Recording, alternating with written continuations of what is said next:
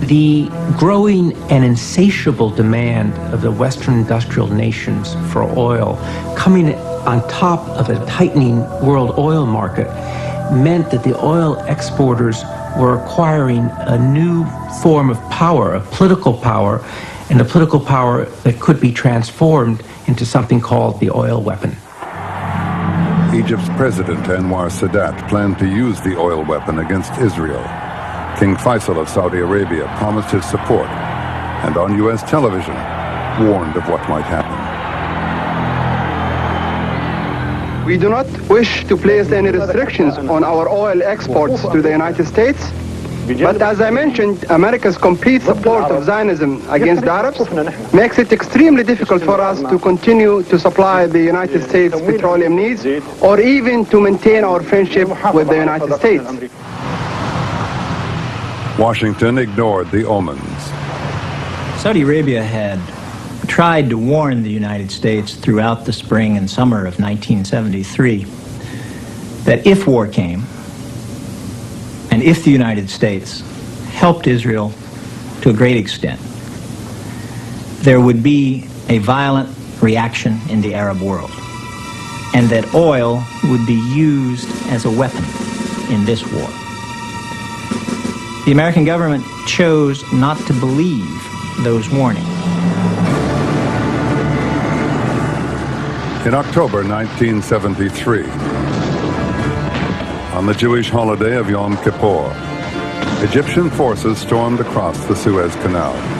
Syrian forces attacked in the north. Caught by surprise, the Israelis reeled back.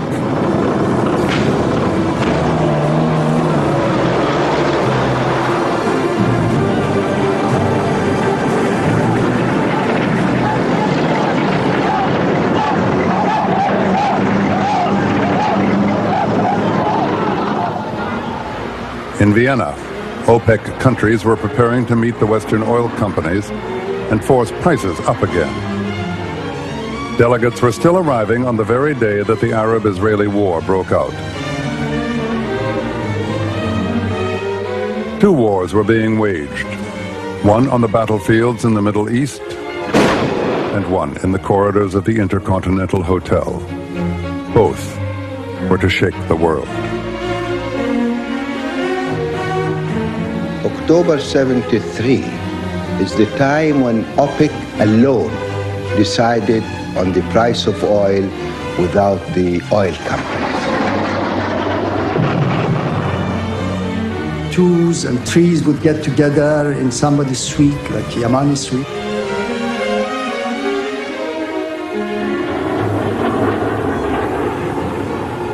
We knew what was the price of products and the price of crude oil, and we wanted to have our share as fairly as it is possible. For us as oil men, it was the whole question of the future of Western dependency on Middle Eastern oil that was at stake. We knew that the oil companies were going to put a stiff resistance. We were talking about increases of 35, 40 cents a barrel. So we asked for an increase in our prices up to $6 per barrel.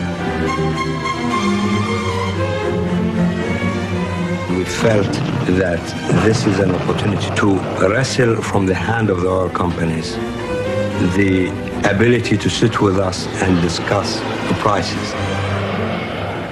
Nervous Arab delegates kept tuning their radios to hear the latest reports from the battlefront. For them, the news was good. Overwhelmed and fearing defeat, Israel begged President Nixon for more weapons. The United States wanted to see Israel resupplied, but it still wanted to keep its hand hidden.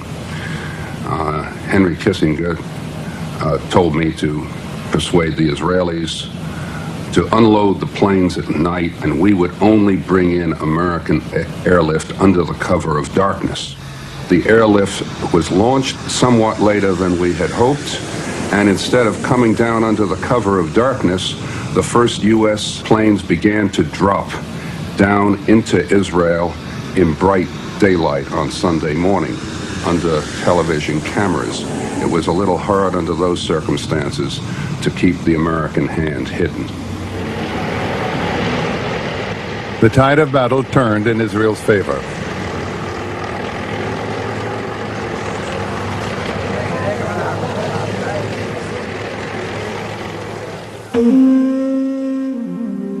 As talks broke down in Vienna, the OPEC delegates flew to Kuwait City. They were barely off the plane when they took a momentous decision.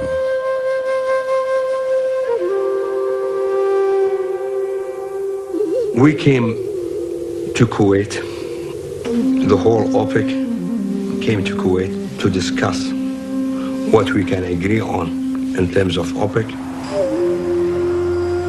We met the first night and we decided on two things. First, a substantial increase in price.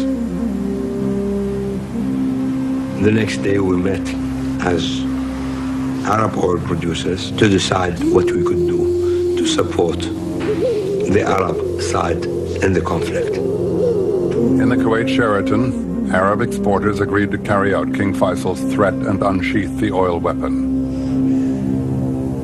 The battle was going so much against the Arab side, and during the latter part of that war, it was inevitable that we would use whatever at our disposal to bring to the world attention the need to address and resolve this Arab-Israeli problem.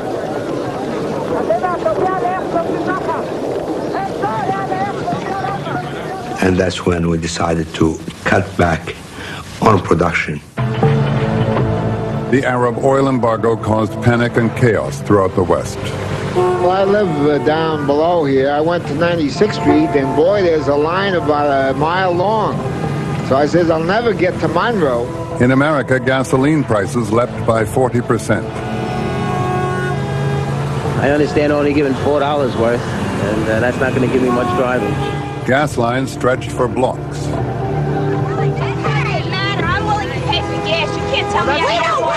For the Americans, the long lines at the gasoline stations, the sense of an imperial power being challenged by these people on the hinterland of the world. And suddenly people realize that their very lives and prosperity and conveniences depend on outsiders.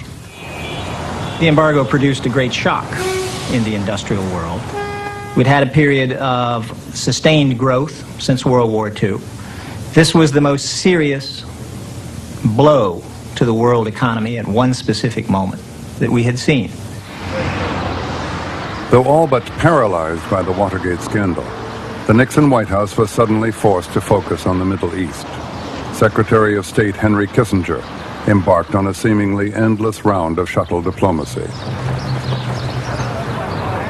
Henry Kissinger used to say that he didn't know anything about any part of the world south of the Pyrenees. He didn't care about the third world. He didn't care about the Arab world.